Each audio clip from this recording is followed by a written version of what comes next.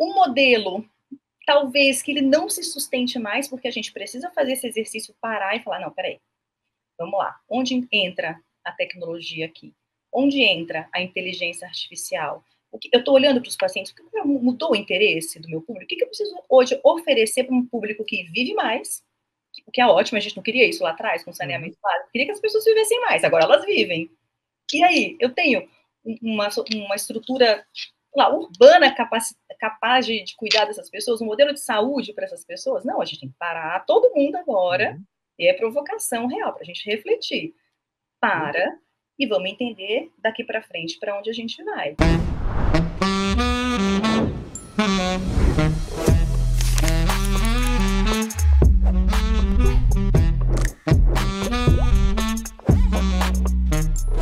Fala, doutores! Sejam muito bem-vindos ao maior podcast de desenvolvimento de carreira médica do Brasil. Eu sou Ricardo Valente, oftalmologista aqui do Rio de Janeiro.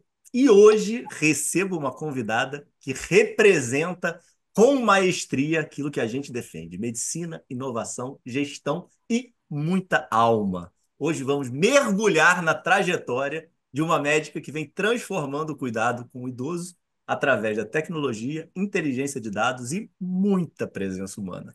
Ela é médica pela UFES, especialista em cardiogeriatria pelo INCOR, MBA na FGV e hoje atua como diretora médica da Prevent Senior. Uma honra receber doutora Cláudia Cristiane Garcia Lopes. Já aproveita, se você não é inscrito, para se inscrever no canal, ativar o sininho, compartilhar esse episódio com alguém que também acredita que precisamos transformar a saúde. Fala, doutora Cláudia, tudo bem? Boa noite, Ricardo. Eu que fico honrada, obrigada pelo convite, muito obrigada. Estamos aqui ansiosos e super felizes aí para conhecer mais essa jornada aí. E já nesse ponto, vamos para o início, que é onde começa tudo. Como é que foi a origem de doutora Cláudia em relação a estudos, músicas e esportes? Como é que era esse teu início? O que você fazia? O que você gostava? Nossa, Ricardo, pergunta difícil, mas assim, eu vim de uma família que não tinha médico. Meus pais nem faculdade fizeram. Foi uma É família mesmo? super Legal. humilde, super desestruturada. E eu, aos 7 anos de idade, naquela Você nasce fase, aonde, Cláudia? Vitória, nasci em Vila Velha e morei em Vitória, no Espírito Santo. Tá. E aí, aos 7 anos de idade, num dia, assim, eu falei, não, eu tenho 3 sonhos na vida que eu preciso realizar. Eu quero ser mãe, médica e professora. Ninguém acreditou em mim. Óbvio, naquele cenário, né? A, Irmãos? eu sou a mais velha, tenho um irmão e uma irmã. E Naquele meu nesse momento cenário, aí do sonho, já tinham os dois? já, já tinha os dois. Tá, Não, meu irmão ainda não tinha nascido, meu irmão caçula ainda não, ele nasceu, eu tinha 8. tá. E quem te criticou? Teus pais? Todo mundo, inclusive eles. Não, porque ninguém achava que eu teria condições de vir de onde eu ia fazer faculdade se não fosse na federal? Onde que eu ia estudar? Como que eu ia estudar? Como é que eu ia fazer para conseguir sair daquele lugar que eu estava? E aí eu falei, não, isso não vai me definir, eu vou sim, né? E eu sempre gostei de estudar e de ser disruptivo. Eu falei, não, isso não vai me limitar, não. Eu vou dar um jeito de conseguir estudar sim, fazer medicina sim. E meus pais, como eu falei, não fizeram faculdade. Meus tios estudavam muito, todos eles fizeram Universidade Federal, porque era a única forma que a gente tinha de estudar naquela época. Uhum. E daí eu me lembro de ver meus tios estudando, e pelo menos em Vitória, era muito comum, era muito famosa a formação técnica, a tal da Escola Técnica Federal. Antes a gente chamava de ETEFs, agora depois mudou para Cefet, eu não me lembro mais, não sei agora Uhum. como é que estão essas siglas aí. E aí eu tinha uns 12 anos, eu falei, cara, esse é o caminho, porque a faculdade é uma formação federal, eu não vou pagar nada. E rezava a lenda que quem fizesse escola técnica, no final do cursinho, do curso, algum professor de cursinho ia lá resgatar. Até dessa época, né? Não vamos revelar a idade? Ou pode? Não tem problema, não tem crise com a idade, não. Pô, não, problema nenhum. E aí rezava a lenda de que algum professor ia lá catar você e te levar para o cursinho. Mas eu mirei nessa estratégia ali, eu fui ali. E aí eu falei que tá bom, eu vou fazer escola técnica, mas não tem nada a ver com medicina. Eu vou fazer o quê? E você não vai acreditar. Sabe que curso eu escolhi? Metalurgia. O que tem a ver? Você me imagina com maçarico na mão? É engraçadíssimo, que tem alguns amigos dessa época, a gente chora de rir lembrando dessas histórias. Você me imaginou com maçarico na mão? Não, né? Ninguém. Não. Mas por quê? Tudo é estratégia. Tudo é estratégia nessa vida e dedicação, né? Falei, vou fazer metalurgia porque eu adorava matemática. Falei, o cara que vai fazer a prova de medicina não sabe matemática. Eu já tenho um diferencial aí. Uhum. Química e física era a base do curso, que eu precisava disso para a minha prova discursiva. Eu falei, é isso, não vou fazer metal. Fiz metal, entrei em metal, estudei desde o primeiro ano sozinha biologia, história, geografia, tudo por trás, porque eu não tinha essa formação e eu sabia que eu ia precisar, tudo mirando do vestibular, né? E aí, Ricardo, fui a melhor aluna durante todo. Não, peraí, Cláudia. É, Não, não, você fez isso sem mentor? sem. Deus, né? Talvez, mas assim, talvez não. Ele acima de tudo, mas não, na minha cabeça, de coração. E a escola técnica também surgiu da onde? Peraí, não existia internet, pô. Não, então. Você Ah, descobriu isso o quê? Num panfleto, pô? alguém, que eu ouvi falar com alguém, né? E um desses meus estudantes falou assim: por que você não pensa? Ah, mas não foi no sentido de vai por aqui para você fazer medicina, no sentido, não, cara, desiste da medicina, vai por essa formação aqui que você vai ter um emprego quando você terminar seu segundo grau. Uhum. E tuas Eu escolas, falei, ali, até a escola técnica, eram escolas públicas? federais, isso. Por isso, Escola Técnica Federal. Não, Que é uma... não. Antes de você entrar, teus pais pagavam escolas para você ou. Ah, sim, não, escola de bairro, escola privada, sim, isso eu não posso reclamar, não. Mas Tá. meu pai quebrou, eu tinha 6 anos, foi uma situação muito difícil mudar de escola, porque não, hoje eu entendo, né, que não conseguia pagar as coisas. Então eu falei, cara, não dá, eu tenho que me virar, não vai ter jeito, não. E o que teus pais faziam? Minha mãe é Tua mãe dona de trabalhava, não? Tá. não, e meu pai tinha uma loja de material de construção. Trabalhava Uhum. com a família, em um determinado momento ele resolveu crescer, mas faliu, e um ambiente familiar, assim, bem delicado, e aí foi... Então não dava para Ma- contar com eles. E você queria sair de casa? Não, não, em nenhum momento eu pensava em sair de casa necessariamente, mas eu sabia que para eu mudar o meu destino e conseguir alcançar meu sonho de ser mãe, médica e professora, eu tinha que fazer alguma coisa diferente para mim mesma. E eu sempre fui super certinha, uma boa filha, tudo que você imaginar, assim, fazia tudo bonitinho, só estudava e olhava para frente para esse meu objetivo. Nunca dei trabalho para eles, mas ao mesmo tempo também faltava um pouco desse Eles apoio, são dessa vivos, Cláudio? atenção. Meus pais Eles são vão escutar, separados, hein? podem Olha escutar. aí, olha aí, hein, porra. Não, são vivos, mas eu não tenho contato com meu pai há muitos anos, Uhum. e havia uma situação de violência complicada em vários sentidos dentro de casa, então houve a separação dos meus pais e eu acabei ficando com minha mãe e tive bastante dificuldade em ter contato com meu pai. Teus irmãos também? Mesma coisa. Ficaram todos, os quatro? Três. Somos em três, tem mais dois. Não, quatro com a mãe, pô. Ah, sim, tadinha, minha É mãe. isso, pô, a família, pô. Não, isso que eu tô estruturando, fica a família. Tá. E isso em Vitória. E Vitória. E o vestibular? Deu Então, certo teu projeto? deu tudo certo, gente, mas foi engraçadíssimo, porque chegou no dia que eu vi aquele professor entrando na sala e tinha uma listinha que vinha em marca-texto. O professor, a história, a lenda era essa, né? E quando chegou no terceiro ano, eram 4 anos de formação, mas em teoria, no final do terceiro ano, tinha essa história, e aí você decidia se você queria fazer o quarto ano ou se você ia para o cursinho. Ricardo, não sei, até hoje eu lembro, tem umas coisas que marcam na vida, né? Até hoje eu me lembro do professor vindo com aquela lista. Quando ele chegou, assim, Cláudia, eu quero conversar com você. E eu vi aquela lista com a grafia amarela, eu falei, Deus, eu não acredito. Imagina anos, né, para chegar naquele momento. E foi exatamente o que aconteceu. E aí eu saí da escola técnica, fui para o cursinho estudar. E tava de boa esses 3 anos ou sofrimento total? Você era completamente perdida aí no ambiente? Nossa, aí eu fiz monitoria para poder ter um mínimo de renda. Eu comprava lanche com passe escolar. Era desse, assim, loucura, uma coisa, mas nunca deixei me abater por isso. Falei, não. E não tinha internet naquela época. Você tinha que estudar com Sim. livro, conversar com alguém, ir para a biblioteca, xerox, né? A galera, minha filha, hoje não deve saber nem o que é xerox. Minha filha tem 8 anos, não sabe nem o que é isso, né? Mas a gente Então, viveu. então, se a tua filha tem 8 anos, eu já sei que ela não foi o primeiro sonho que você realizou. Não, não. Ser médica foi o primeiro sonho que eu realizei. Como é que foi teus 6 anos de faculdade? Foi bem, então, ó, tem mais uma história etapa engraçada, né? Terminou o cursinho, eu fiz prova para vários lugares pelo cursinho, até no ITA eu passei na época, mas tudo pelo cursinho, para ter nome, e aí a troca aconteceu. E aí chegou no, passei no vestibular, deu tudo certo, eu falei, tá, e agora? Como é que eu vou me sustentar? Porque não é simples, mesmo sendo federal, né, a gente tem um custo absurdo com isso. Batei um desespero, eu ficava pensando, como que eu vou fazer?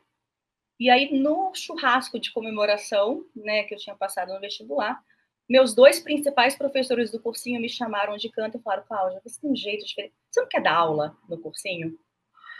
Eu falei, meu Deus, é o que eu precisava ouvir nesse momento, o emprego e a faculdade. Eu falei, claro. Né? Aí eu falei, tá, mas medicina integral, como é que eu vou fazer? Não tem problema, eu dou aula à noite, hora do almoço, primeiro dia do sábado, bora. O negócio é fazer dar certo. Foram 6 anos fazendo isso. Na verdade, 8, porque eu fiquei 2 anos depois de terminar a faculdade ainda dando aula. E aí eu consegui fazer a faculdade dando aula e me Ó, mantive. então já mudei seu sonho, que você primeiro foi professor, então. Gente, é verdade! Ó, Eu nunca tinha você feito essa primeiro associação! professora, É depois você verdade, vira médica. é verdade, é isso. Primeiro professora e depois médica, é isso mesmo. Nossa, gratidão eterna, assim, a esses professores na época. Era um cursinho super famoso, na época, em Vitória, então tinha uma visibilidade, eu achava aquilo o máximo, dar aula num... Pode falar o nome do cursinho? Foi no Nacional. Ló, deve? Dava Não, pô, aula, lógico. amava, assim, gratidão eterna, tá? Dava aula no Nacional, que era um cursinho de super visibilidade, e fazia faculdade na Federal. Nossa, se eu fosse, se eu não tivesse juízo, é que eu tinha pirado E, a cabeça. e os professores, hoje, você olhando para trás, assim, tiveram mesmo essa relevância na tua vida de... Sim, com certeza. Eu acho que houve essa troca, eles perceberam minha dedicação, meu esforço e tal, mas ao mesmo tempo eles falaram, poxa, eu acho que não pode ser, eu acho que vai ter um match aqui, vai dar certo. E deu, super deu, foi maravilhoso. E você falou que com 7 anos já teve mais ou menos esse alinhamento aí, mas aconteceu alguma coisa para ter esse desejo da medicina? Eu me lembro, a memória que eu Problemas de tenho, saúde, afins, alguma não, coisa? Não. eu estava brincando de escolinha com a minha irmã mais nova, com os amiguinhos, e eu olhei aquilo, sei lá. Ah, minto. Eu tive a sorte de conviver com meus bisavós. Todos morreram centenários. Eu amava, amo, assim, nossa, a minha melhor lembrança de infância era com meus bisavós e meus avós. Então, eu sempre ajudei a cuidar, eu via minha mãe, né, saindo de casa para cuidar da minha avó. Então, essa coisa do cuidado, eu olhava aquilo e falava, puxa, que bonito, né, que Não. legal cuidar, eu acho que é legal cuidar. E eu falei, eu acho que lá, tive um insight, falei, cara, é isso que eu quero fazer da minha vida. Não sei como, mas eu vou fazer isso. Não, sempre tem um ponto desse, né? Às vezes a gente A olhando gente, para trás, né? A gente encontra o que que eu gravando aqui, né? O que que eu vejo? Tem muita gente que acaba fazendo medicina pelo desafio, né? Acaba, como sendo um dos cursos mais difíceis, teoricamente você se posiciona nesse momento de vestibular e de disputa como, meio que eu posso tudo, né? Tipo, eu passei na maior concorrência possível, né? Então tem muita gente que acaba fazendo por isso e vamos ser e honestos, né, muita gente faz pelo dinheiro mesmo, porque acha, em teoria, pelo menos até hoje, antes da inteligência artificial, ser médico era sinônimo de ser bem-sucedido. nessa demografia médica que saiu aí semana passada, retrasada, isso não está tão explícito. Mas na antiga, tem lá 35% dos estudantes de medicina hoje ainda é minoria, tá? O que me anima. Fazem medicina não por cuidar do próximo, tá? 65% ainda faz com o objetivo de cuidar do próximo e da essência da medicina, mas 35% faz como você está falando, Tomara. né? Eu não sei se é meio subestimado que a pessoa hora H tem vergonha de falar a real, mas tomara, Pode ser, verdade, verdade, tomara. verdade. Eu lembro que nessa história de ir para casa da minha avó, tinha uma clínica bem pequenininha na minha rua chamada Clínica Linda Rosa. Uhum. E quando eu pensei em fazer medicina, eu sempre falei, vou cuidar da minha avó, vou trabalhar nessa clínica, é na rua da minha casa. Eu não tinha essa ambição, imagina, morar em São Paulo, não sabia nem o que era isso. E eu queria fazer um projeto voluntariado na igreja, na paróquia que eu participava, Uhum. para atender as pessoas carentes. Então, minha vontade de fazer medicina era esse, minha ambição, até eu começar a entender o potencial do que eu fazia, mas até então essa era a minha vontade. Que loucura, né? Em, em que momento que existe algum alinhamento da geriatria, que você já falou aí das tuas avós, então já peguei já por aí. Mas e durante os 6 anos? Não teve nenhuma dúvida de outras áreas? Tive, pensei em cardio, pensei em neurocirurgia, nada a ver, né? Geriatria para neurocirurgia é um gap gigantesco. Mas, assim, chegou lá pelo terceiro período, eu sempre adorei clínica, olhar o paciente como um todo. Então, eu falei, cara, genial, porque a geriatria vai me permitir fazer tudo isso. Se eu for uma boa médica, uma boa clínica e cuidar do meu paciente como um todo, a geriatria caiu uma luva. Só que, detalhe, eu sempre inovando, né? Não existia matéria curricular de geriatria na federal. Na minha época, só tinha uma federal e uma particular, que era a UFES e a EMESCAM. Uhum. Então, só tinha essas duas faculdades de medicina no estado. Então, ou você fazia uma, ou você fazia outra. Não existia na grade geriatria. Ninguém sabia nem o que era geriatria. E aí eu vinha, pegava 14 horas de ônibus, vinha para São Paulo para estudar, para fazer curso e voltava. E começava a ler material. Falei, gente, não, como assim que não. Isso tem que estar na grade curricular, enfim. E aí eu conheci um professor nessa outra faculdade, na MESCAM, ele ocupava uma cadeira de clínica, mas ele era geriatra de formação, e eu comecei a acompanhá-lo, fazendo voluntariado com ele. E ele falou, meu, é isso, você tem que fazer geriatria. Eu falei, vou fazer geriatria. Eu fui panfletar na rua para as pessoas saberem o que era geriatria. Criei a primeira liga de geriatria de Vitória. Eu fiz, vamos juntar quem tem interesse nesse assunto e vamos estudar esse troço. E foi E tinha assim. gente? Tinha, graças a Deus. Mas ninguém da Ainda minha bem, pô. turma, eu não me lembro de ninguém numa turma acima, na turma abaixo, que tenha feito geriatria. Da minha turma. Ninguém. Sinceramente, o mercado está mudando bastante, né? Então, eu Graças a falo Deus. muito aí que o pessoal está focado aí na cirurgia plástica e na dermatologia e não vê que o mundo é cíclico, né? O que está muito cheio vai cair, né? E o que está baixo vai subir, né? Com certeza.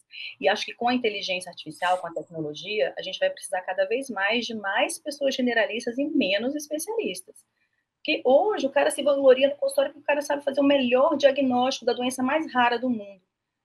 E esquece de conversar com o paciente, esquece das outras coisas. Só que esse tipo de perfil, a IA substitui completamente. Não, total. Olha o desafio. Não, gigante. Eu ia te falar um pouquinho antes que a gente começar a gravar, vou falar agora. Eu lembrei. Te falei, né, que eu tenho tentado estudar muitos artigos de sucesso médico, né, de características. E aí tem um artigo que é muito bom e fala das 10 características do médico de sucesso.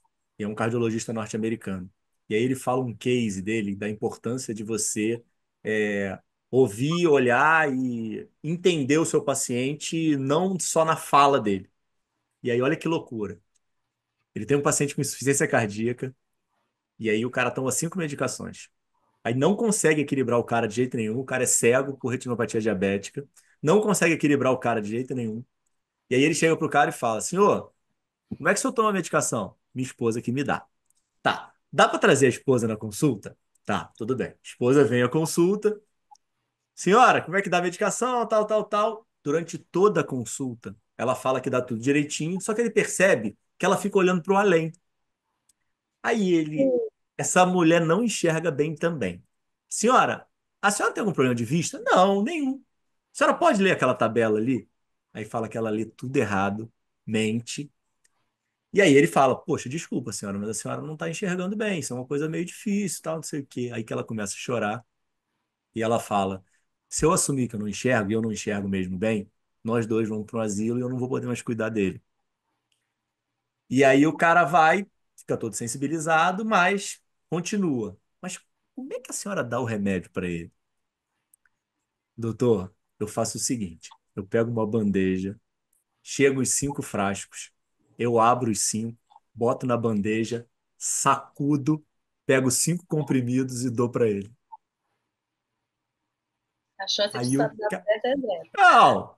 Aí o cara, o que que ele fez, né? No case, o case já não, não deve ser tão recente, né? Porque hoje tem lá PillPack e afins, né? Para dividir isso já de uma forma melhor. Mas o que que ele fez? A inovação dele foi, dentro da equipe multidisciplinar, conseguiram botar cada frase com um braille de o que que era cada um. Ele ensinou ela a ler, começou a dar medicação e equilibrou depois o quadro de insuficiência cardíaca do cara, sabe? Sensacional. E tudo porque ele olhou para ela, porque aquilo que você estava falando, né? O certo, ele estava dando a prescrição correta, ele estava dando as medicações corretas, a medicação chegava pelo correio, tudo estava perfeito e o cara ia morrer.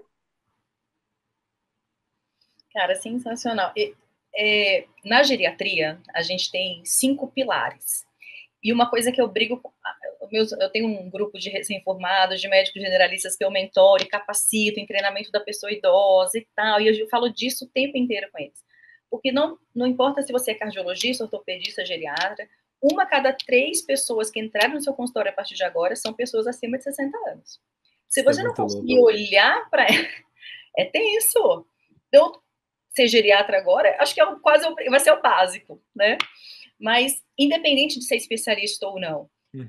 na geriatria a gente tem 5 pilares que a gente pega muito, assim, na avaliação do paciente. Eu olho a questão do mind, né, da mentalidade, então isso que eu falou, humor, depressão, cognição, mobilidade, eu preciso garantir que a pessoa tem o um mínimo de funcionalidade, isso é dignidade, né, enfim, mas medicações, porque os pacientes tomam tudo errado, você falou um monte de medicação sem necessidade nenhuma. São pacientes que costumam ser multicomplexos. E o quinto M é o que eu mais amo, que é difícil, vem do inglês, o matter most, o que mais importa.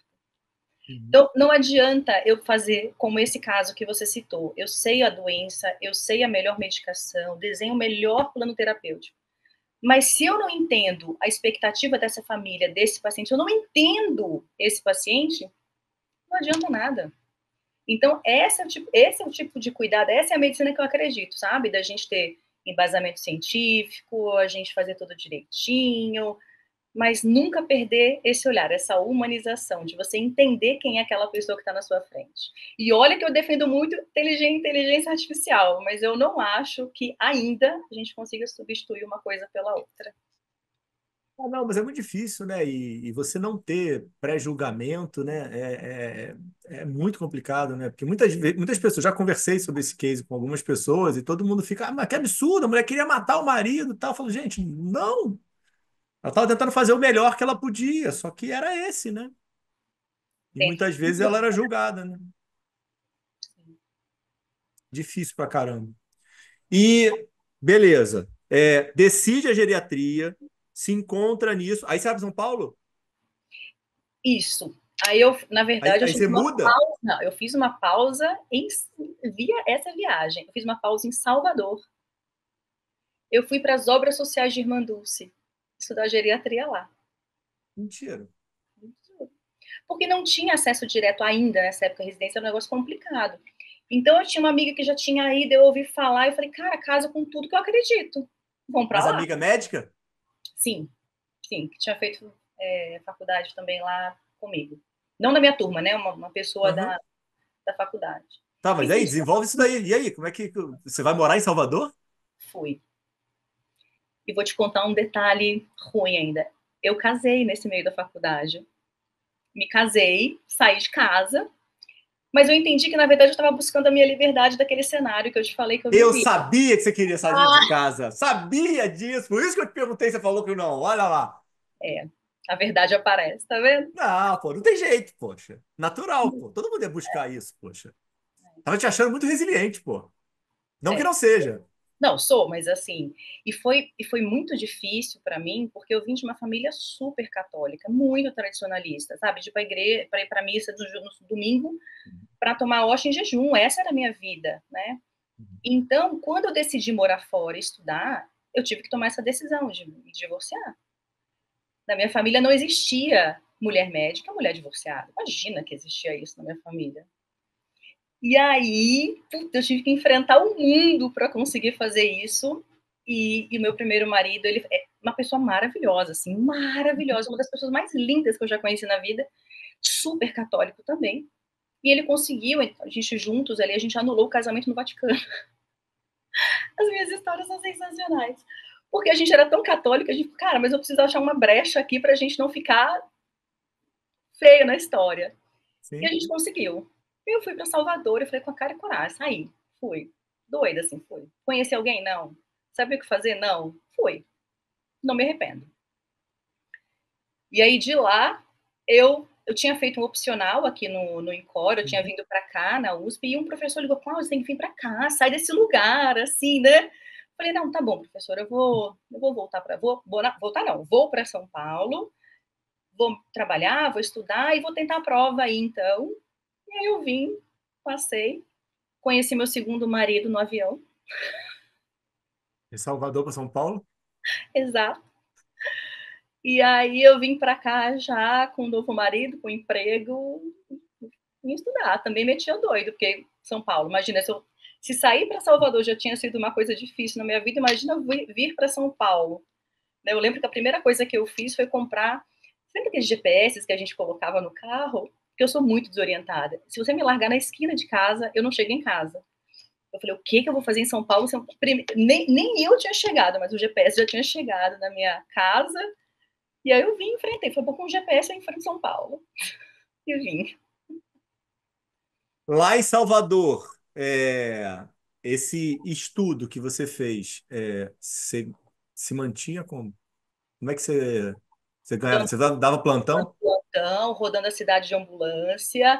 Dava curso pelo INCOR no Nordeste de suporte avançado de cardiologia, como se fosse um curso de reanimação cardiopulmonar. No ACLS.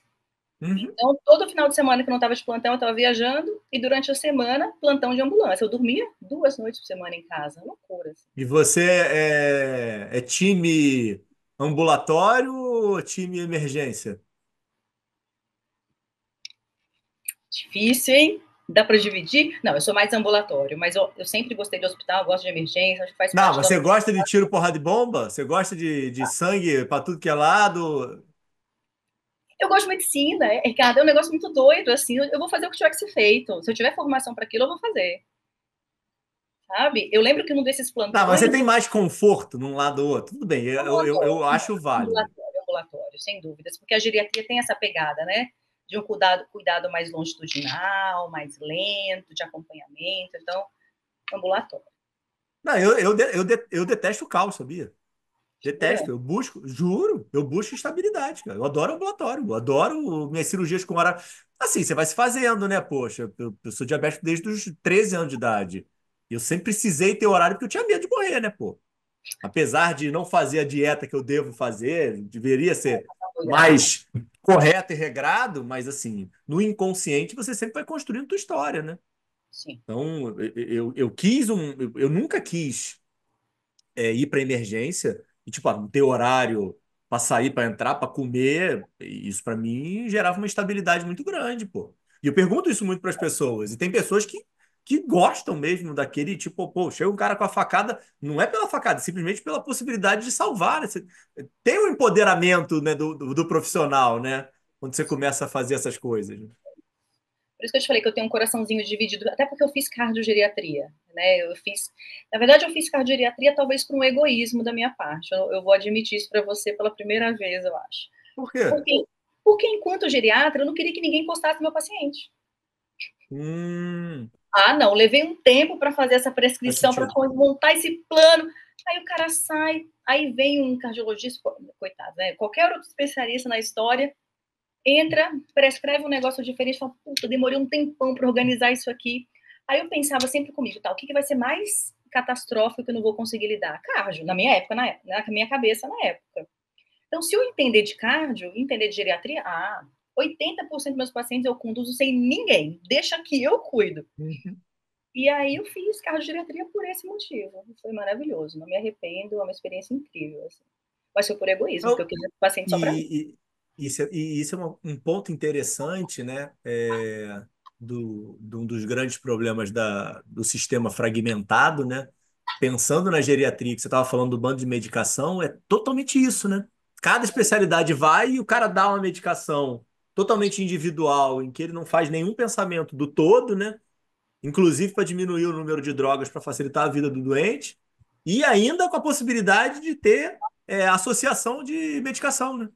É isso. Então, uma das belezas da geriatria, eu acredito, é justamente você olhar o paciente como um todo e você ter essa oportunidade de realmente criar esse plano terapêutico, olhando isso que você falou, reduzir polifarmácia, olhar para o paciente realmente como um todo. E a fragmentação, veja que louco, vou fazer uma associação, inclusive, isso com questão de custo. Acho que na posição que eu ocupo hoje, eu acabo sempre buscando uma operação custo efetiva, né? Uhum. Mas quanto mais fragmentado é o meu paciente, mais especialidades ele consome, maior é a chance dele não ser cuidado por ninguém, porque cada um vai olhar o seu mundo e não vai conectar os pontos. Esse paciente fica super perdido no sistema. Existe uma chance grandíssima, muito grande de cascata iatrogênica, ou seja, o paciente às vezes vai procurar outro especialista ou pronto-socorro, porque efeito adverso do medicamento, ele acaba ganhando outro, ao invés de alguém parar e falar, peraí, deixa eu entender o que está acontecendo, senta aqui, vamos conversar, vamos entender. Eu acho que isso que hoje eu trabalho muito, né, com linha de cuidado, com capacitação de médicos para olhar o paciente como um todo, e não falo de geriatra, eu falo de médico, né, de entender o comportamento da idade, das doenças, de conectar tudo isso, para que no final a gente tenha o paciente melhor cuidado e que a gente tenha uma operação também com menos desperdícios. Eu acredito muito nisso, muito mesmo. Quando eu li o Redefinindo a Saúde, para mim foi literalmente uma eureka, foi quase assim uma libertação no sentido de, cara, o que eu sempre acreditei, tem uns loucos que botaram no papel, né? Isso é Eu tô com ele aqui, eu muito. tô com um instante aqui, tô com ele aqui. Pô, não, é muito. Foi, assim, foi um negócio, foi meio catarse, sabe, na minha vida, assim. E depois eu comecei a tentar fazer tudo de valor. Apesar de hoje, depois de muita maturidade, né, falando sobre o tema, obviamente que eu acho que a gente se perde, né, e muita gente aproveita do tema e o que acaba atrapalhando como um todo, né? Mas, putz, É que é muito faz muito difícil sentido. tornar isso numa coisa tangível, né? Porque medicina baseada em valor também virou jargão, virou bordão. Então, quem fala disso tá em alta, mas tá. E aí, como é que você traduz? Como é que você aplica isso no seu dia a Sabe o que que dia? eu acho É um que faz mais diferença, Cláudia? É a história de você ter uma agenda de valor e não um modelo de pagamento de valor. Porque quando você estrutura a agenda de valor e você acredita na entrega que você está. É mais ou menos o que você está falando. Porque se você fala com camisa do teu clube, da tua empresa, o teu discurso agora, que é totalmente sensato, vão colocar contra que você está querendo diminuir custo puramente e você está quebrando os especialistas e você está destruindo a medicina e você não está deixando o paciente ter acesso ao que é o importante para ele. Só que não é isso. Você consegue ter uma narrativa completamente fluida, né? Por, assim, sexta-feira eu estava dando aula sobre a importância do nosso posicionamento digital. Como é que os médicos não se posicionam no digital como deveriam, até porque a gente teve uma formação que tinha um preconceito muito grande sobre isso. E aí acaba que os péssimos profissionais se posicionaram e conseguiram ganhar muita relevância, né? Então, a gente precisa falar mais, a gente precisa, infelizmente, se expor e pô, pegar pessoas como você, que têm uma capacidade de comunicação grande, poxa, tem uma relevância hoje de mercado e conseguem ter respeito, né, dos seus pares. Pô, assim, você meio que você tem a obrigação de fazer o que você está fazendo, de se posicionar com valor, né? A gente estava falando isso no começo, né? Que eu te falei, a questão de ter propósito e de ter coerência, independente do tanto de porrada que você toma. Porque se deixar É isso, difícil. talvez de um grupo que não entenda, aí isso, você está regulando o acesso. Então, do outro grupo, não, você está modificando, está mudando aquilo, está olhando só custo. Não. Por que a gente não para de novo? É que nem parar para olhar a lista de remédios do paciente. Por que a gente não para agora para a gente olhar o sistema de saúde que a gente está enfrentando, que a gente está vivendo hoje? Eu falo como Brasil, Sim. né? Porque a gente tem um sistema único de saúde incrível, a gente tem possibilidades enormes ali. A gente tem a saúde suplementar que entra, de fato, completando isso. Mas é que hoje parece que está faltando mais uma coisinha. Porque eu tenho tudo isso acontecendo, muita inovação, muita tecnologia, um modelo, talvez, que ele não se sustente mais, porque a gente precisa fazer esse exercício, parar e falar, não, peraí, vamos lá, onde entra a tecnologia aqui? Onde entra a inteligência artificial? Eu estou olhando para os pacientes, o que mudou o interesse do meu público? O que eu preciso hoje oferecer para um público que vive mais, o que é ótimo, a gente não queria isso lá atrás, com saneamento básico, queria que as pessoas vivessem mais, agora elas vivem. E aí, eu tenho uma estrutura lá, urbana capaz de cuidar dessas pessoas, um modelo de saúde para essas pessoas? Não, a gente tem que parar todo mundo agora, e é provocação real, para a gente refletir. Para, e vamos entender daqui para frente para onde a gente vai. Então, essa coisa do discurso de medicina baseada em saúde, baseada em valor, de você mensurar custo, sim, cara, não está errado, a gente não pode pensar isso. O recurso, ele é finito, sim. Não adianta eu pensar que eu pedalo a conta para a operadora, ou para o paciente, ou para o SUS, não. A conta é nossa, a gente está ali. E no final das contas, a gente está falando de saúde, poxa, uma das coisas quer dizer, é o que tem de mais importante na nossa vida. E a gente que tem esse sentido de ter propósito, de ter coerência, a gente já acumulou uma expertise de conhecimento, tudo, eu acho que sim, a gente tem que se unir, a gente tem que refletir, parar e pensar que tipo de medicina que tipo de saúde a gente quer para nós, para a nossa população daqui para frente. E outro ponto que assim, eu estou super curioso aqui, que é a questão da transição, assistência, gestão. Como é que é o teu start nessa jornada aí, nessa outra caminhada? Pois é, eu entrei e aí eu estava trabalhando, né, aí na residência, em vários hospitais e tudo. E aí eu acabei conhecendo a Prevencena, Casada, morando junto? casada, namorando.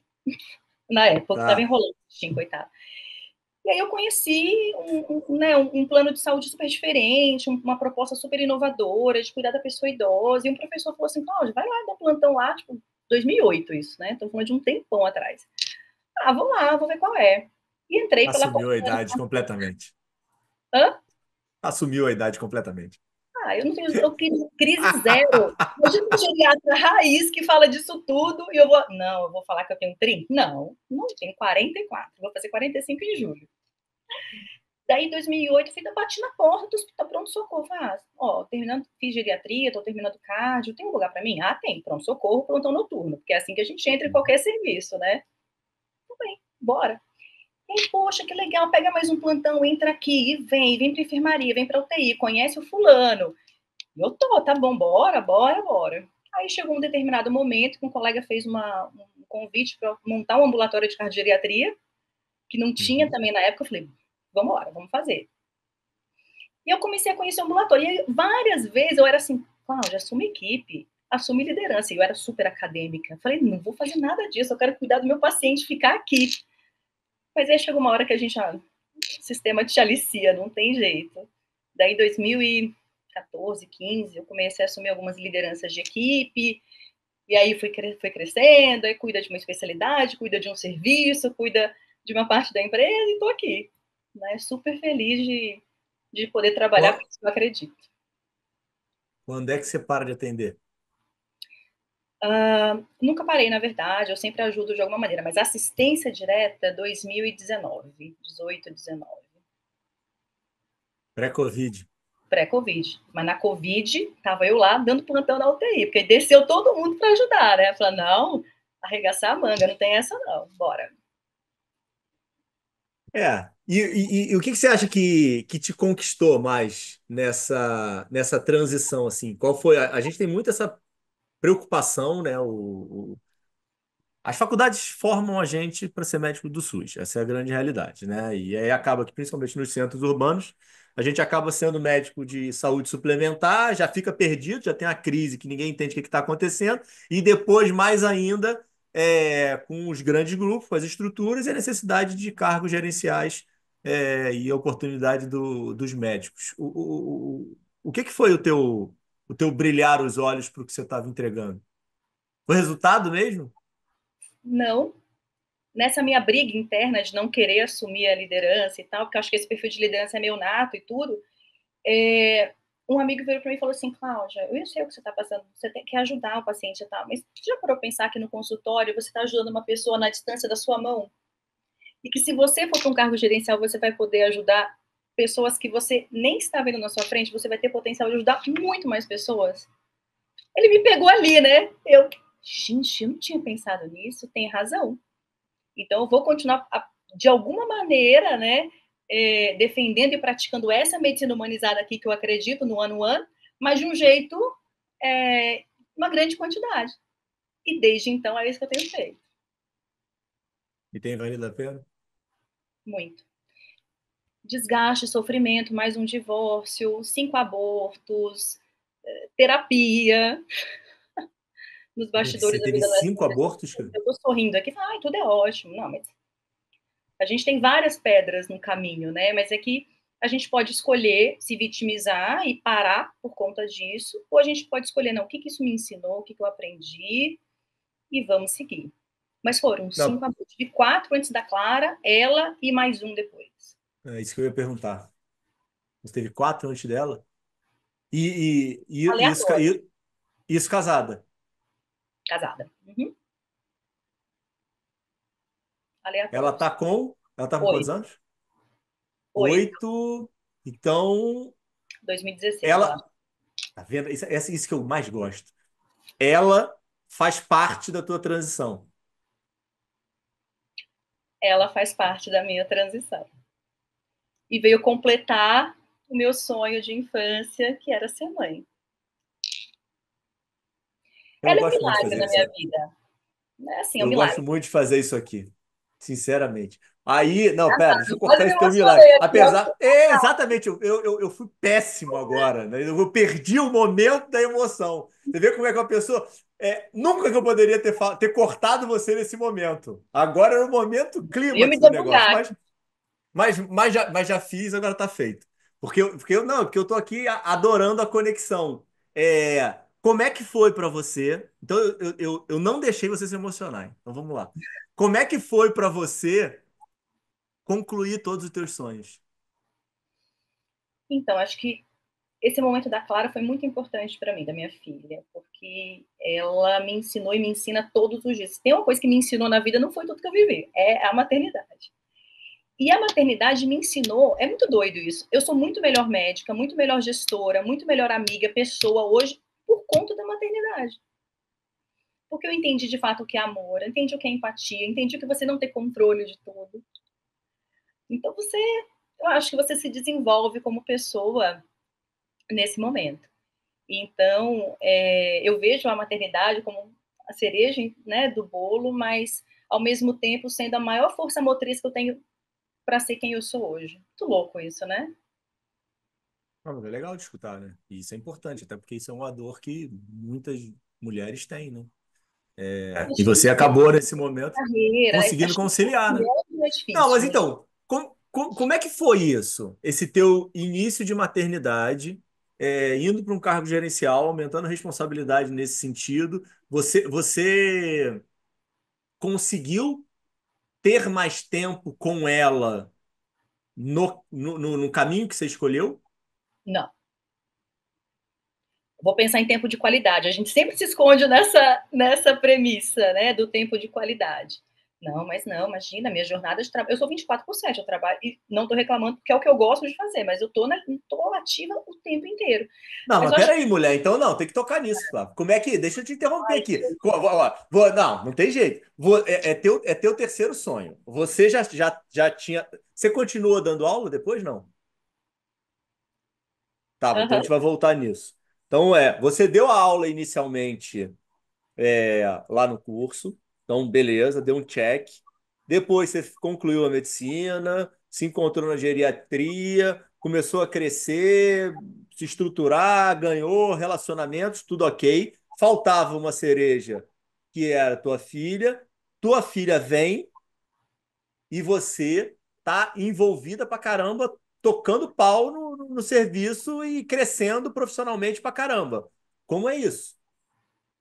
Eu acho que para mim é simples de responder. Porque eu lembro da Cláudia de 7 anos, que o sonho era ser mãe, médica e professora. Eu sempre fui muito coerente comigo mesma, com o meu propósito. Então, eu vou reclamar hoje, eu vou refutar uma coisa que sempre foi meu sonho? Não faz sentido. Eu lembro que eu voltei a trabalhar, a Clara tinha 2 meses, nem tinha um mês. 1 mês e 28 dias eu voltei a trabalhar. Eu tive várias amigas na época, assim, em desespero, pedindo demissão, porque voltava para casa. E foi difícil, eu fui, né, drenando leite e tal, aquela situação toda. Mas eu me lembro de ter beijado a Clara e falei para ela: eu estou indo trabalhar, eu volto para casa.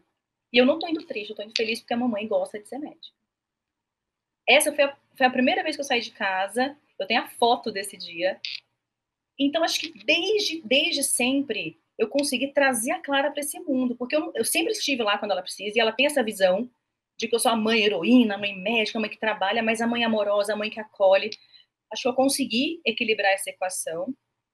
Não é fácil, mas é o que eu te falei desde o início. Acho que se você tem coerência, tem um propósito, se você não se fere nesse sentido, a vida você vai ajustando. Não é fácil. A vida vai ajustando. Vou te contar uma coisa engraçada. Ah, esses dias ela virou para nossa babá e falou assim: Deia, como é o nome daquela princesa mesmo que libertou os escravos, aquela Lei Áurea? Ai, minha babá do nada, ela estava na piscina nadando, ela saiu da piscina perguntando isso. Aí a André falou assim: nossa, Clara, a Lei Áurea, a princesa Isabel. Ela assim: a minha mãe já era nascida quando isso aconteceu. E eu estava trabalhando esse dia, tá? Eu acho que tinha uns 2 dias que a gente nem se via. Não. Porque se fosse na época da minha mãe, ela que tinha criado a lei e ela que tinha ido lá salvar os escravos. E ela Legal. voltou pra piscina, assim, quando ela me contou, eu chorava, eu tava no trabalho, uma reunião, eu chorava, porque aí dá essa crise, né? Você fala, puta merda, eu tô aqui no trabalho, minha filha falando isso, será que eu errei? Tô fazendo certo, não tô? Essa é um dilema diário, eu acho isso, diário. Tem dias que a parte mãe vence, a parte médica vence, a parte diretora vence, mas eu vivo tentando equilibrar nesses pratinhos aí. Essa é outra mensagem muito poderosa, né? Muitas vezes as pessoas pensam que não existe o problema, né? Ou que você vive sempre com o problema, exato. Ou que você vive sempre com o problema, né? Uma frustração constante, ou que você não tem problema, né? Tipo, meio que um coração de gelo, né? E é algo que você tem que lidar todos os dias, né? Todos os dias. Todos os dias. E eu, assim, por sorte, dentro da empresa, acho que eu sempre senti essa coisa, não é porque você é mulher ou homem que você vai ocupar um cargo, se você é competente, você está lá. Eu sempre me senti muito, isso talvez seja um ponto positivo na minha realidade, mas conversando com outras mulheres, com outras pessoas, eu vejo que existe essa dificuldade, mas às vezes a gente mesmo se impõe, talvez seja um pouco dura o que eu vou falar agora, mas a gente às vezes a gente mesmo se impõe essa limitação.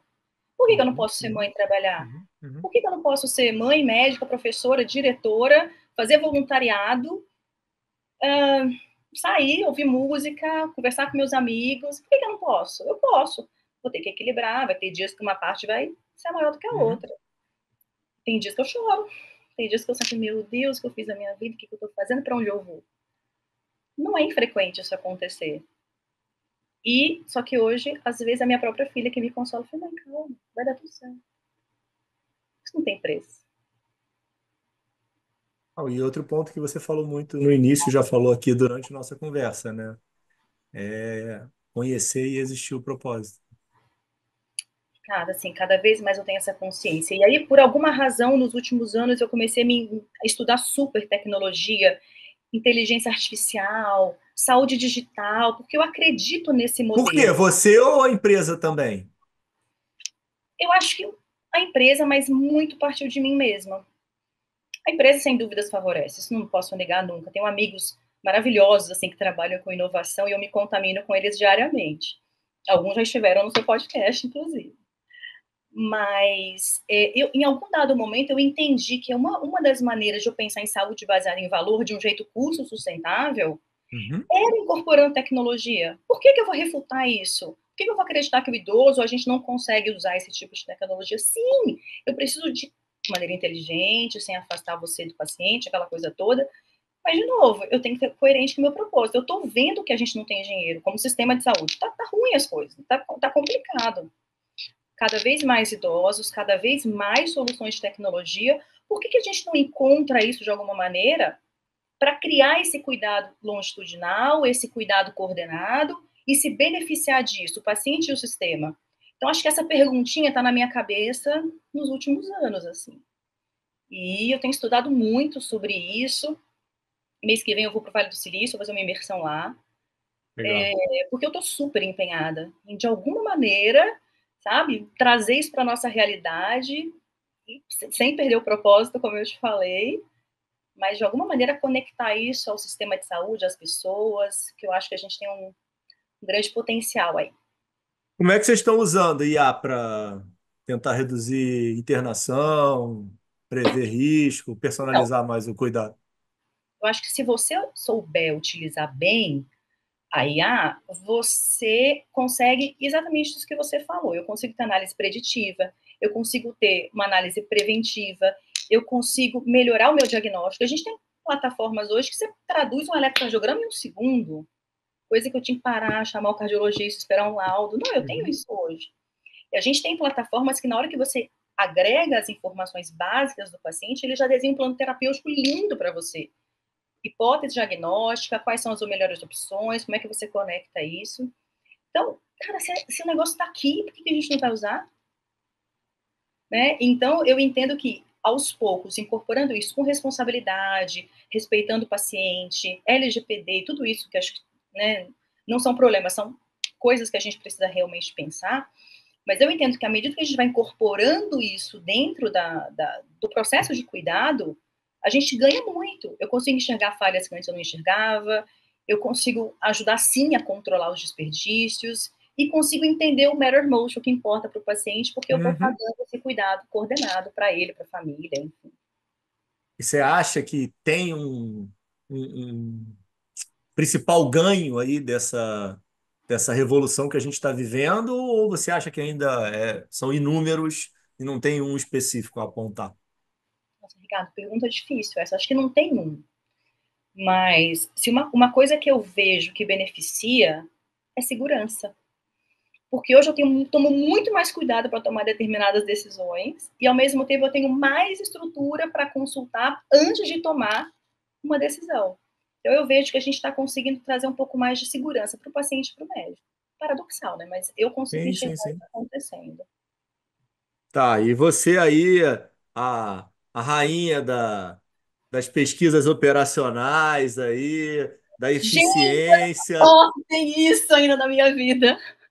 como é que isso entrou na sua vida? Meu, sensacional, muito doido, né? Eu sempre. Metalurgia, graças a, tá vendo? A matemática lá, ó, ajudou, né? Eu tenho um amigo no trabalho, o Serginho é uma das pessoas mais inteligentes que eu conheço na vida, assim. E ele sempre foi muito inovador, ele sempre trouxe muita coisa legal para a empresa. Ele trouxe Lean Six Sigma para a empresa lá no início da vida, que quem fala de Lean Six Sigma em saúde há 15 anos atrás? Né? E a gente fala, não vou estudar modelo da Toyota aqui dentro, né? Não, faz todo sentido, eu estou organizando um processo. Hoje eu entendo.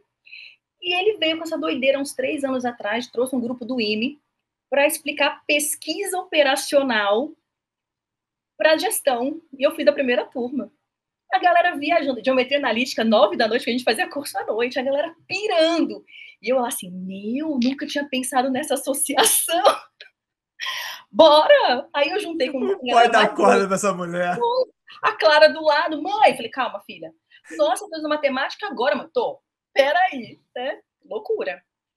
E aí, no final das contas, eu juntei com uma galera também tão doida quanto eu, e a gente ainda publicou esse modelo num artigo internacional de altíssimo impacto. Porque eu falei, não, vamos fazer um negócio aqui.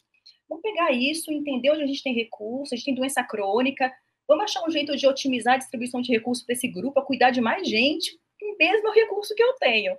A lógica na época foi essa. A gente fez um modelo sem pretensão. O professor olhou e falou, nossa, isso aqui é muito bom. Vamos publicar? Vamos. Publicamos. E aí a gente tem algumas linhas de pesquisa que a gente está tocando lá dentro.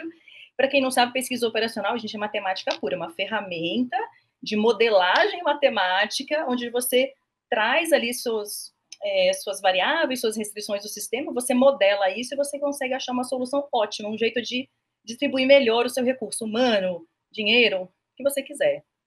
Eu acho sensacional. Tá, mas Não aí tem a como maior tomar decisão dificuldade rápida. aqui. Tá, não, mas peraí, calma. Você já está avançada. Empolguei, Como é empolguei. que você. Como é que. Eu sabia que isso ia acontecer. Como é que você consegue engajar a equipe nesse modelo? Por quê? Como? Como? Como é que você faz? Essa pessoa de alta energia que é a pessoa que está lá o dia inteiro tocando, bora. Não, tem choro não. Bora, bora, bora. O que você não entendeu? Bora. Qual o propósito do dia? Bora. Ó, temos essa tecnologia aqui. Vamos fazer? Vamos. E uma coisa que eu acho muito legal, que eu sempre falo para a equipe, minha equipe é multidisciplinar. Eu acredito em equipe multidisciplinar.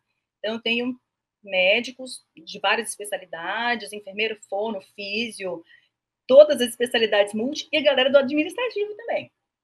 Eu nivelo todo mundo. E eu falo para eles: olha, se a hoteleira faltar, eu sei fazer o que ela faz. Se o administrativo faltar, eu não tenho problema nenhum em atender o telefone e resolver. Se a enfermeira faltar, eu sei o que ela faz. Então, eu sei o que cada um faz.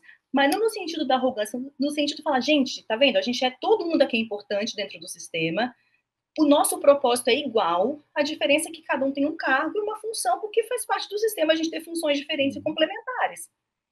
Mas eu trago essa energia para a equipe, que é o que eu acredito. Então a galera vem, cara, já fala, vem, vem, bora. Depois você vem. Depois eu te explico, só vem pra cá. Não, vamos com a Cláudia. Graças Ah, a e Deus, aí, até hoje. ó, eu vou te falar que a gente pode até cortar essa pergunta depois, mas aqui vai ser a única pergunta que eu vou te botar numa saia justa, que é o seguinte, que ela surgiu agora durante a nossa conversa.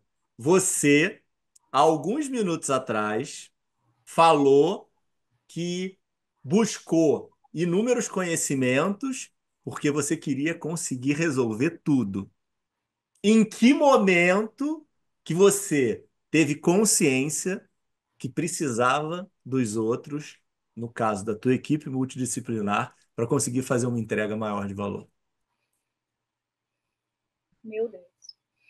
Deixa eu pensar que essa é uma pergunta difícil. Pode ter gente que ainda nem pensa exatamente isso.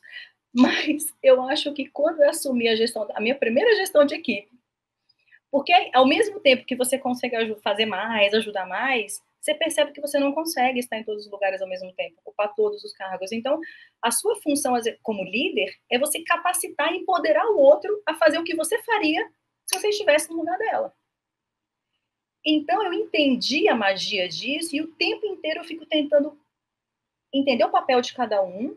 Eu sei, quando eu falo que eu sei fazer, assim, eu idealizo o que é ideal nesse percurso, né, para todos, empodero todo mundo ao máximo, dou super autonomia para todo mundo, coordeno de longe algumas coisas, mas eu confio na equipe, eu confio no processo e nas pessoas. Uhum. Então, isso vai ter erro, vai, tem gente que precisa de feedback, você está acompanhando e tudo. A gente mesmo erra todo dia, né?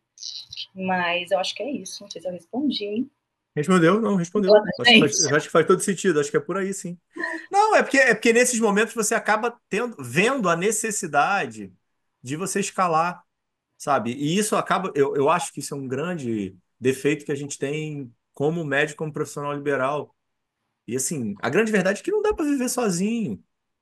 Mas muitos, ué, tô fazendo isso já há algum tempo, né? Muitos colegas, eles buscam a medicina pela individualidade.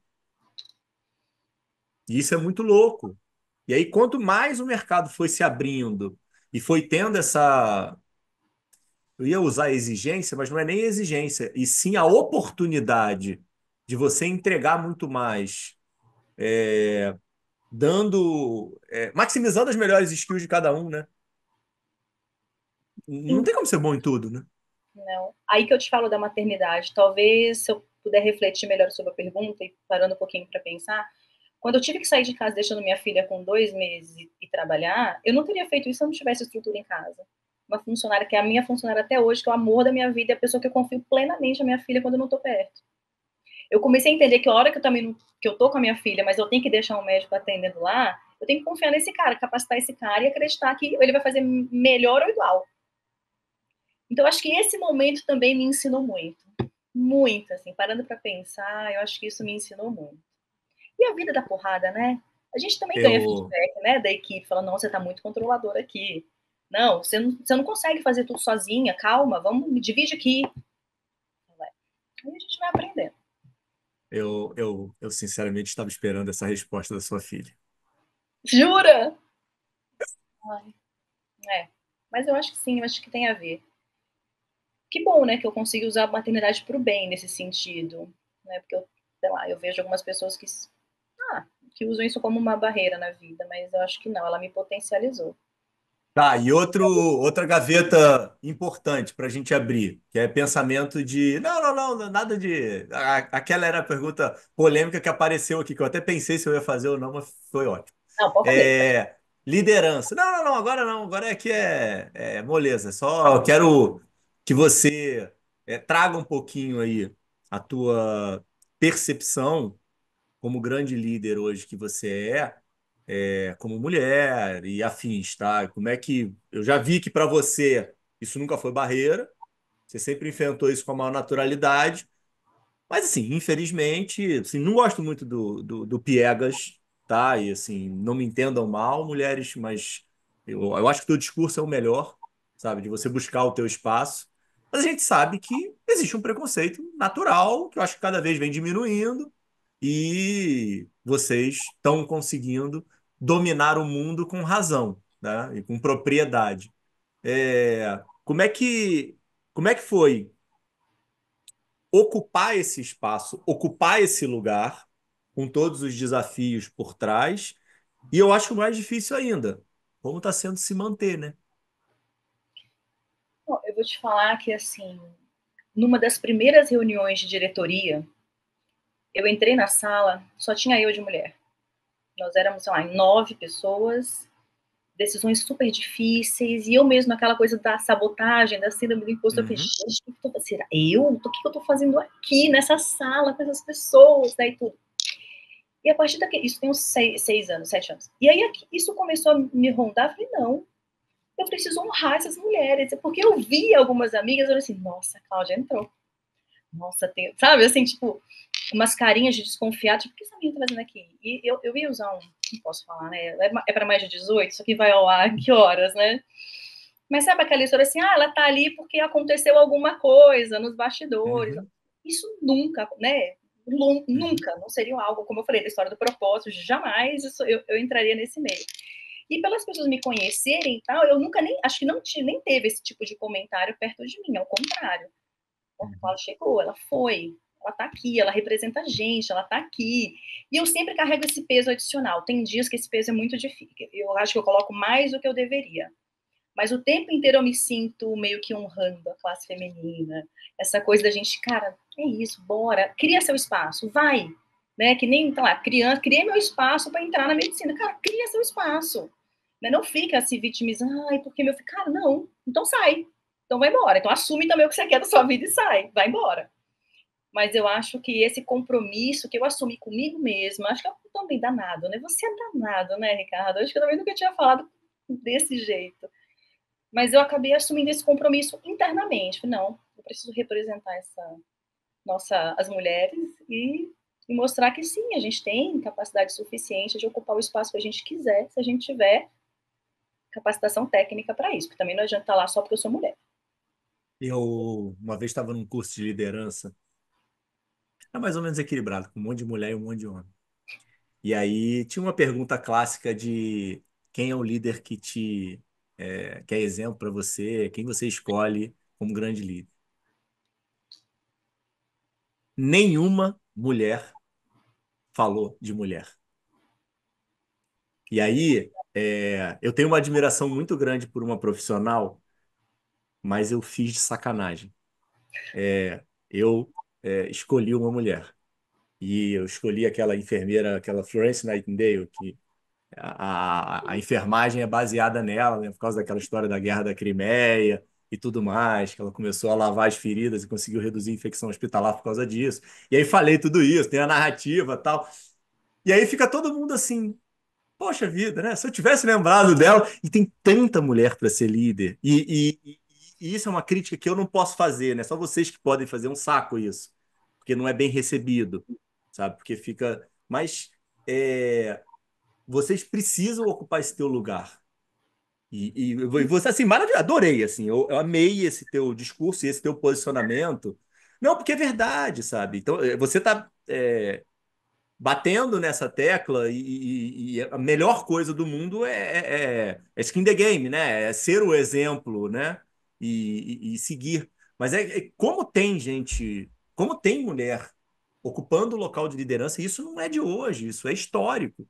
Mas a gente tem uma mentalidade, uma sociedade machista, uma mentalidade machista, É e isso, eu ia chegar nesse, vocês também são machistas, eu ia chegar sabe? nesse ponto. Isso é cultural, Ricardo. Até É. pouco tempo atrás, nós mulheres éramos criadas para competir entre si, pela atenção Sim, dos homens. Isso é cultural, não dá para negar. Quem negar isso é porque não conhece a história. Né? sim. Então, até algumas décadas, não vou falar década para ser mais assim, né? Talvez seja até menos décadas, né? Ah, tinha que vestir bem para chamar atenção, né? Para garantir seu lugar. Ah, eu tenho que me casar bem para eu estar numa posição na sociedade. E a gente, assim, você fala da mulher assim, ai, ela tá horrorosa. É aquela coisa, né, de que acho que só que a gente, eu pelo menos eu vejo isso perdendo força nos últimos Uhum. anos, porque graças a Deus muitas mulheres, assim como eu, entraram entenderam que não, a gente não está Verdade. aqui para competir entre si. Existe um apoio feminino, sim, e eu não sou feminista, eu sou muito a favor disso, de você ocupar seu espaço por Uhum. merecimento, né? Mas, ao mesmo tempo, eu reconheço que as mulheres, ao longo do tempo, tiveram menos oportunidades por essa barreira cultural, por isso que você falou, por esse machismo estruturado. Mas, de novo, eu posso me esconder atrás disso, me apoiar nessa cultura, ou eu posso criar meu espaço. Vai doer mais? Vai doer mais, porque alguém tem que entrar, alguém tem que desbravar, e quem desbrava sempre se arranha mais. Mas eu acredito que se a gente tem essa força, essa capacidade, a gente tem que seguir. Ping-pong agora para a gente ir para o final. Bate-bola. Onde é que você recarrega aí fora da medicina? Música e viajar. Assim, deu um feriado, você não encontra aqui, eu estou no avião em algum canto. Livro que te marcou. Pequeno Príncipe, Bom, né? é o Sempre livro da bom. minha vida. Um hábito que mudou sua vida. Fazer atividade física com regularidade. Isso, isso é importante, Pode né? falar dois? Pode, lógico. E parar de reclamar. Eu, esse mês é o, é o mês mariano, né? E aí tem a igreja que eu vou aqui deu uma sugestão de atividades diárias, né? E coincidentemente hoje é o dia que eu tinha que ficar o dia inteiro sem reclamar de nada. Ontem foi ausência de mídias sociais. Ó, tá E vendo é aqui, ó? difícil demais, né? É difícil demais. Tem que se policiar. Tem que se policiar. É bom isso, é bom isso. O mídias sociais, assim, é magnífico. Ontem eu fico o dia inteiro sem, a produtividade aumenta de uma forma absurda, né? É impressionante. Apesar de eu viver muito disso daí, das mídias sociais, mas a gente tinha que encontrar um equilíbrio para isso. Eu tenho alguns amigos que me chamam da Xirra do LinkedIn. Só quem tem a nossa idade vai saber quem foi a Xirra, para começar, né? Então, isso de ficar longe da rede social, eu vou te falar que é difícil, assim. E uma coisa que É acho que você difícil. comentou, né, de que a gente tem que pensar no paciente. Porque tudo isso que eu tô falando para vocês de LinkedIn, tudo que a gente está falando de empoderamento, liderança e tudo, Uhum, eu falo muito para as empresas, para os pares, mas eu não deixo de usar meu Instagram para falar com os pacientes. Então, eu me uhum. policio a criar conteúdo, a traduzir informação, a falar de um jeito simples. Então, acho que essa coisa da mídia social eu uso muito também para tentar trazer esse conceito de que envelhecer é bom. Tá ótimo, não vamos reclamar, não. A gente queria isso. Só que a gente tem que se cuidar, tem que fazer a nossa parte. Sim. Eu fico o tempo inteiro trabalhando isso também por lá. Erro que virou uma grande virada de chave aí na tua vida. A gente fala de falha aqui também, não fala só de acerto, não. Vocês vêm sempre com as Várias, medalhas. escolher uma. É, putz, que difícil. Eu acho que foi. Acho que não é que não foi um erro, né? A história do divórcio é que isso me marcou tanto na vida. Ter tomado essa decisão lá atrás. De Ricardo, ter, de ter, eu assumi. de, de- A primeira transgressão da minha vida foi essa, né? Ali eu rompi a e bolha ser, para mim, porque eu rompi a bolha. Foi, imagina, minha família, minha mãe, você ficou sem falar comigo 2 anos por conta dessa história, ah, porque ficou? opa, foi muito difícil. E a culpa era tua? Dela? No ponto de vista dela? Você tinha que aceitar como mulher? Eu não tenho o controle do que ela viveu, do que ela pensava. Hoje eu tenho do meu, mas eu não Não, poxa, lógico. Mas, não, mas na época a interpretação foi gostei. essa, né? Imagina, que absurdo. Você sofre, mas você fica aqui.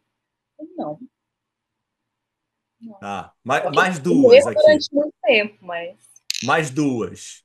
hum, IA na saúde em uma palavra. necessário. São três, mas a gente precisa viver de sonhos. Um sonho que você ainda não realizou. Putz, fazer aquele cruzeiro de 180 dias pelo mundo, sabe? Sério mesmo? Cara, eu tenho muita vontade de conhecer o mundo. Eu fui para o Sri Lanka no passado. Quem você conhece na sua vida que já foi para o Sri Lanka? Só a Cláudia. Só eu.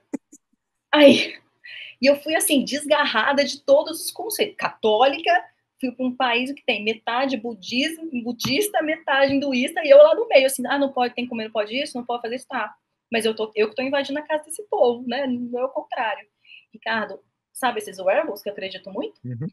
Na semana que eu tava lá, aí apareceu uma mensagem no meu telefone assim: seu padrão de batimento cardíaco tá diferente essa semana. E eu fui lá por quê?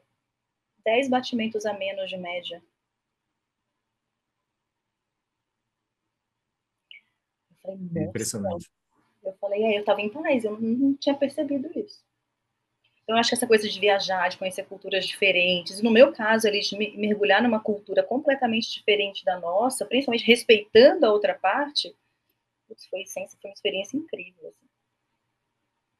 Tá, eu estava caminhando para o fim, mas agora você Ai, meu tocou num Deus, vai. ponto que eu não posso deixar de abordar com você. Não, não posso deixar de abordar com você, que é o assunto da importância da espiritualidade, até da religiosidade aí que você está tocando em relação à Igreja Católica, eu sou católico também, em relação à importância na tua vida.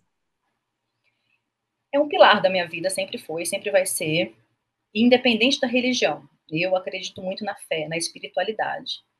E a gente, inclusive, tem dados científicos disso, né? Que pessoas que desenvolvem espiritualidade, que têm uma atitude positiva diante da vida, elas costumam ter, enfim, menos doença crônica, vivem mais, encaram melhor doenças oncológicas, por exemplo.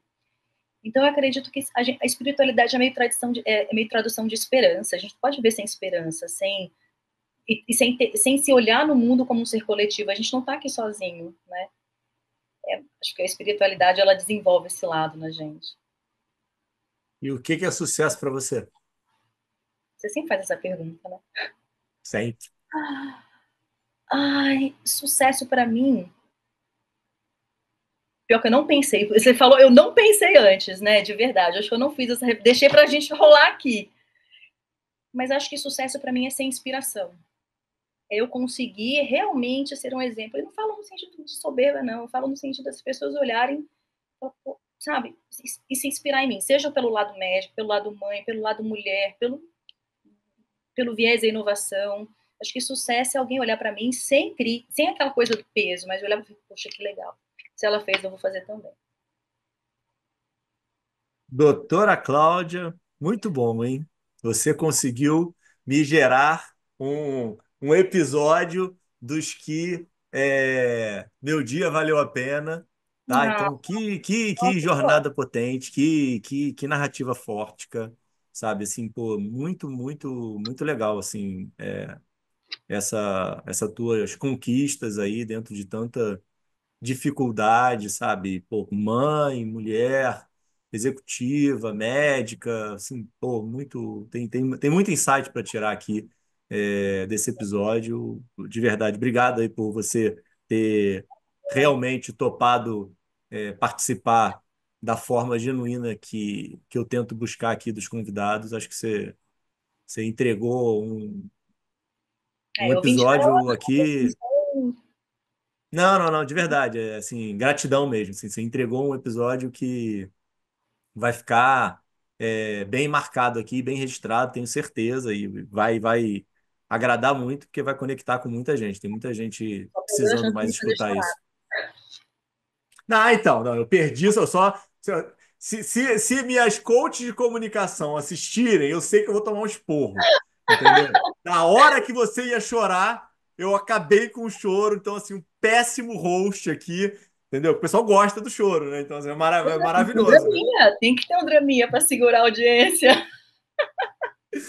Mas onde é que o pessoal te acha? Redes, fala aqui pra gente e faça as tuas considerações finais. Então, de novo, obrigada pelo espaço, Ricardo, de coração. Eu espero que a minha história, ela é difícil, ela não é fácil para mim, né, abrir desse jeito. Mas eu espero que ela de fato seja inspiração para mais pessoas, para mais mulheres, para mais médicos, enfim. Lá no Instagram, meu Instagram é Geriatra Cláudia, e lá eu costumo compartilhar minha vida pessoal sem problema também, e gosto de empoderar os pacientes nessa jornada do envelhecimento saudável aí. E no LinkedIn, né, meu nome é Cláudia Garcia Lopes, é meu link que está lá. Então, eu estou todos os dias postando, discutindo, conversando, trocando ideia sobre essa necessidade da gente parar, que nem a história do remedinho, sabe? Parar, olhar para o nosso cenário de saúde que a gente se encontra no país e, de alguma maneira, achar um jeito de melhorar isso, de consertar isso. Não sei como, mas eu estou lá diariamente buscando mais pessoas que pensam assim, que querem ter essa, enfim, essa jornada aí de sucesso na saúde. Esse ponto é muito relevante, né? Às vezes a gente fica um pouquinho inseguro de que a maioria é meio negativa, né? Mas é bacana cada vez mais ver essa exposição e ter uma percepção de que o bem é a maioria. Muitas pessoas só estão um pouquinho fechadas e constrangidas no seu casulo.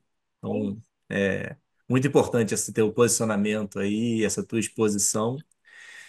Pessoal, olha, se de alguma forma esse episódio te tocou, te fez refletir, não deixa de dar o like, não deixa de se inscrever no canal, compartilhar o episódio. Isso faz a diferença para que, se isso te tocou de verdade, chegue a mais pessoas. É a única forma disso acontecer.